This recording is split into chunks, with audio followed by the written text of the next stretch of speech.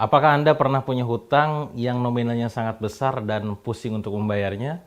Kalau Anda pernah mengalami kondisi punya hutang atau mungkin saat ini punya hutang, alangkah baiknya simak video ini sampai selesai.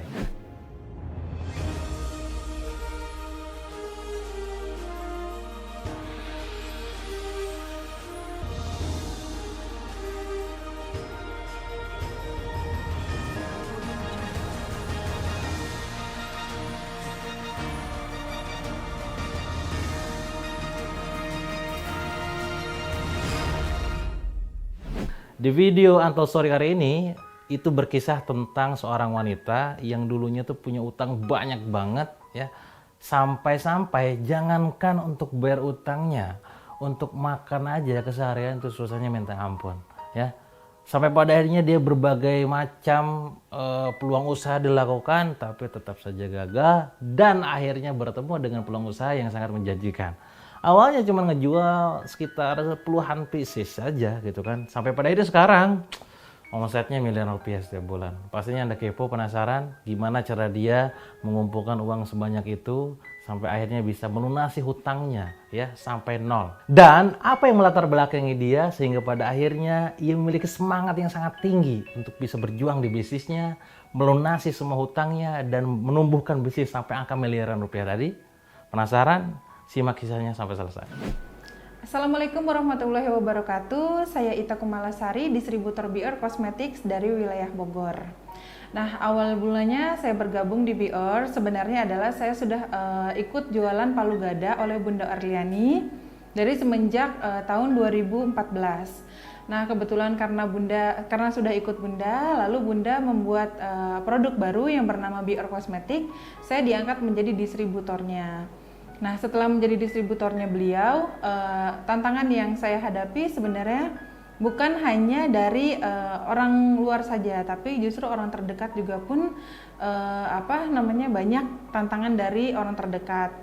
Namun jangan jadikan setiap halangan atau tantangan dari orang manapun menjadi halangan untuk kita untuk bertumbuh. Jadi kita harus terus bertumbuh dan bertumbuh lagi. Berawal di bisnis online itu sebenarnya saya itu berniat untuk membantu suami. Pada saat itu karena keadaan ekonomi kami yang lemah dan juga tertumpuk oleh banyaknya hutang karena saya waktu itu melahirkan anak pertama saya dengan cara sesar dan saya dan suami harus menanggung hutang sampai dengan belasan juta rupiah, padahal pada waktu itu untuk gabungan dari gaji kami saja itu tidak mencukupi untuk kebutuhan hari-hari kami. Bagaimana kami bisa membayar hutang-hutang kami dengan cepat, padahal kebutuhan kami yang sudah ada rutinitas ditambah lagi dengan hutang yang sepertinya sulit untuk kita bayar dengan cara saya bekerja di luar. Akhirnya karena banyak pengalaman dari orang-orang terdekat, terutama seperti kakak dan juga adik saya yang sudah berkecimpung langsung di dunia online, saya memutuskan untuk jualan online. Nah, namun saya dan suami sudah berkomitmen siapapun nantinya akan berhasil di dunia bisnis ya, mau itu dari pekerjaan maupun dari bisnis yang sedang kita kerjakan, itu dihasilkan dari hasil kita berdua, bukan hanya saya sendiri. Nah, pada saat itu saya hanya memulai dengan apa yang saya bisa saja. Saya tidak mengerti tentang bagaimana caranya jualan online, bahkan saya broadcast aja saya nggak ngerti. Akhirnya saya belajar banyak dari buku, dari seminar, dari kelas-kelas yang dibuka oleh Kang Dewa. Akhirnya saya bisa bertumbuh dan bertumbuh. Nah, pada saat itu dulu pertama kali jualan Bior itu 1 bulan saya hanya bisa menjual 20 piece saja.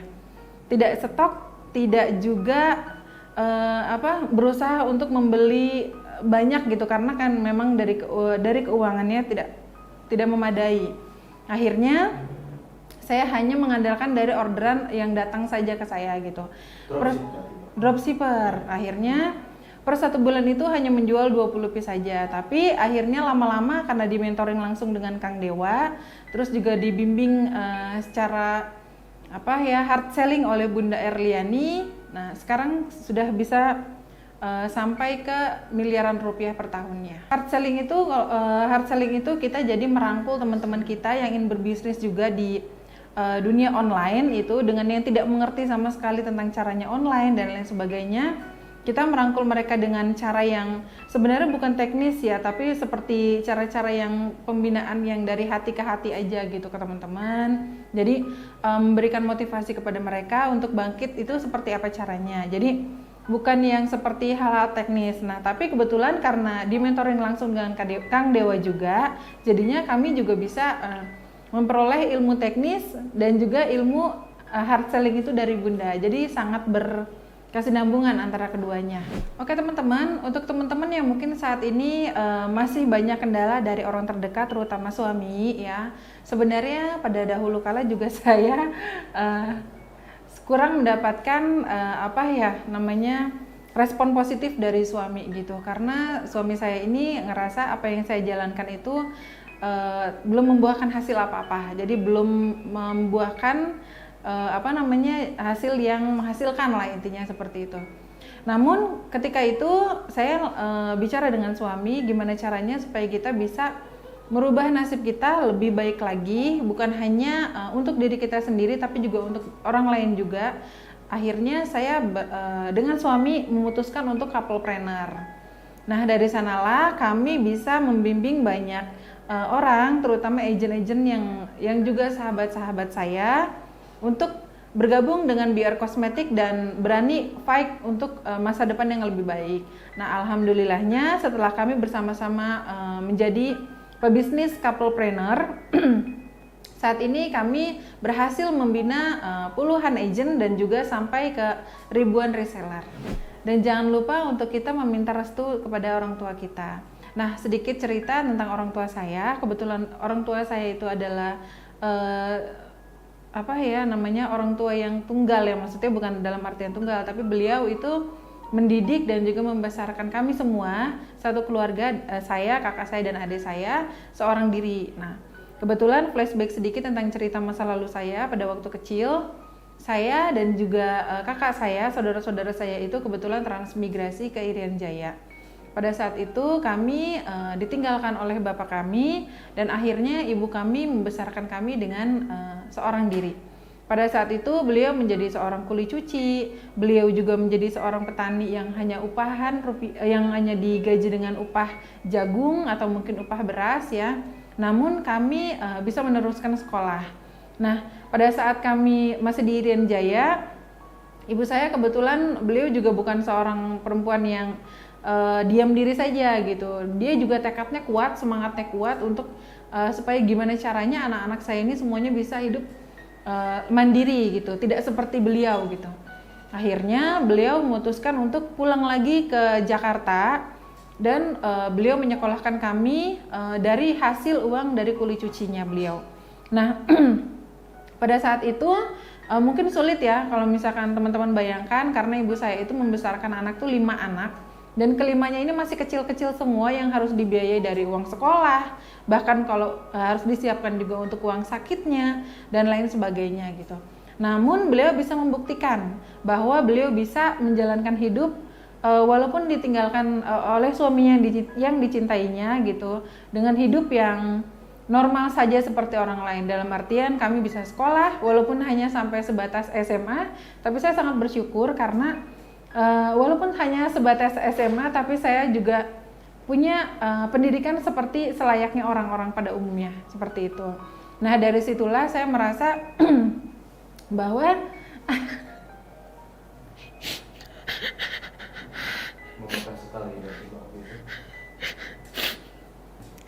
saya belajar banyak dari orang tua saya, karena kebetulan beliau adalah seorang perempuan, seorang diri. Namun dalam keadaan sulit pun beliau mampu membesarkan kami semua selayaknya orang-orang lain, tidak kurang suatu apapun, baik dari kasih sayang, dari segi ekonomi dan lain sebagainya. Kami merasa cukup. Nah, dari situlah saya merasa bahwa walaupun saya dulunya adalah seorang yang tidak mampu, saya terbelit hutang yang sangat banyak, saya juga kehidupan baru saya, rumah tangga dengan suami saya itu sangat-sangat kurang. Tapi saya tidak ingin menyerah, karena saya melihat itu dari semangat ibu saya membangun saya dan kakak saya dan adik-adik saya. Jadi motivasi diri saya yang terbesar adalah orang tua saya, itu ibu saya sendiri. Jadi itu yang menjadikan saya kuat, itu yang menjadikan saya tidak boleh menyerah. Kalau walaupun banyak sekali halangan dan rintangan di belakang sana yang ingin saya tidak usah gitu, nggak usah menjadi seseorang yang seperti apa yang kamu inginkan, itu nggak usah. Banyak sekali orang yang seperti itu yang menginginkan orang lain seperti itu, tapi saya merasa bahwa Allah telah menciptakan saya itu bukan untuk saya bermalas-malasan, bukan untuk saya menyerah dengan keadaan. Karena saya melihat dari orang tua saya, ibu saya itu mereka beliau sangat semangat sekali daya juangnya. Beliau juga kuat, maksudnya secara mental beliau kuat gitu. Tekanan dari luar, menjadi seorang ibu rumah tangga dengan sendiri ya, membesarkan anak, menjadi kuli cuci, pembantu rumah tangga di 5 rumah sekaligus ya. Teman-teman bisa bayangin, masuk rumah dari jam 5 pagi, selesai, pindah lagi ke rumah satunya, pindah lagi, sampai sore itu 5 rumah yang dikerjakan. Karena beliau ingin membesarkan anak-anaknya dengan ekonomi yang mungkin tidak berlebih tapi cukup gitu. Karena zaman dulu kan sekolah masih bayar ya, zaman dulu sekolah masih bayar. Terus kebetulan juga kakak saya sekolahnya bukan di negeri, karena tidak dapat negeri, akhirnya beliau sekolah di swasta. Itu kan justru lebih mahal lagi dibandingkan negeri waktu itu gitu. Jadi tantangan itu banyak sekali dari orang tua saya, belum lagi tantangan dari lingkungan yang sangat merendahkan beliau, dari merendahkan secara langsung ya, seperti udah ditinggal suami lah, inilah itulah gitu. Terus sok-sokan pengen nyokolahin anak gitu. Nggak usah capek-capek nyokolahin anak, ngapain gitu, ntar juga anaknya, ya pokoknya omongan orang di luar sana banyak sekali, sindiran-sindiran dan juga hinaan gitu. Tapi beliau nggak pernah menganggap itu seperti batu sandungan untuk beliau membesarkan anak-anaknya. Beliau tetap semangat bekerja terus sampai anak-anaknya semuanya selesai sekolah gitu. Nah akhirnya dari situlah menjadi motivasi diri saya yang terbesar bahwa hidup tidak boleh menyerah dengan keadaan atau takdir yang sudah Allah berikan. Tapi kita harus berusaha lebih kuat lagi. Gimana caranya supaya kita bisa bangkit dari keterpurukan yang dulu pernah kita rasakan menjadi masa depan yang lebih baik. Seperti itu.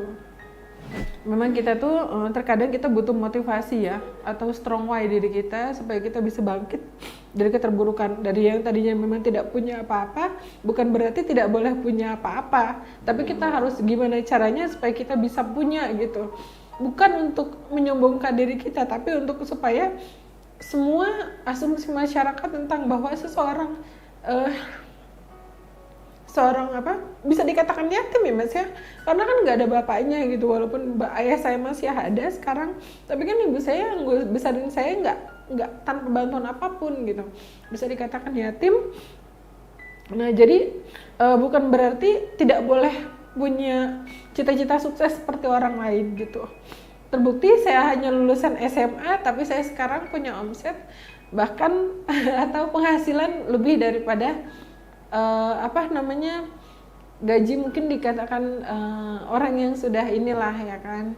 Jadi jangan pernah menjadikan halangan dalam diri kita, baik itu kekurangan dalam diri kita mungkin karena keterbatasan mungkin dari sekolah ya kan, karena kan di luar sana kan banyak banget tuh buka lowongan misalkan, tapi kan S1 semua, nggak ada SMA ada yang cuma pelayan restoran, jaga toko dan lain sebagainya. Tapi saya berpikir sepertinya hidup saya itu bukan hanya untuk menjadi seorang pelayan restoran aja waktu itu tuh. Saya berpikir gimana caranya supaya saya bisa bangkit seperti orang-orang yang sekiranya sudah saya katakan sukses gitu kan. Nah mungkin jalan satu-satunya dengan cara niaga, dengan cara dagang. Nah dari situlah saya gimana caranya saya bisa semangatin diri saya untuk saya terus up di niaga ini gitu. Kebetulan ketemunya sama Bunda Erliani. Alhamdulillahnya beliau juga orangnya baik banget. Terus juga sistemnya beliau itu sangat merangkul semua orang. Pokoknya nggak bisa diungkapin deh tentang Bunda Erliani.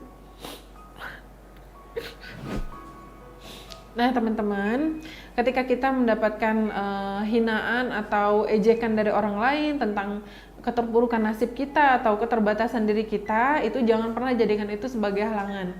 Justru jadikan itu sebagai tantangan untuk diri kita untuk bangkit lebih baik lagi atau bahkan lebih baik daripada orang yang lebih baik daripada dia gitu. Terus berusaha, jangan pernah menyerah dengan hasil yang sudah kita dapatkan dan terus perluas manfaat. Karena hidup ini bukan hanya untuk diri kita sendiri tapi juga untuk orang lain. Bagaimana caranya kita mensukseskan orang lain, di situ juga Allah menitipkan rezeki orang lain kepada diri kita. Jadi teman-teman yang mau bergabung menjadi BR Cosmetics atau BR Cosmetics Family, silakan kalian perluas lagi manfaat kalian, perluas lagi syiar kalian agar semakin banyak orang yang terinspirasi untuk merubah nasibnya, untuk merubah nasib temennya atau kawannya atau sahabatnya untuk lebih baik lagi dengan BR Cosmetics ini.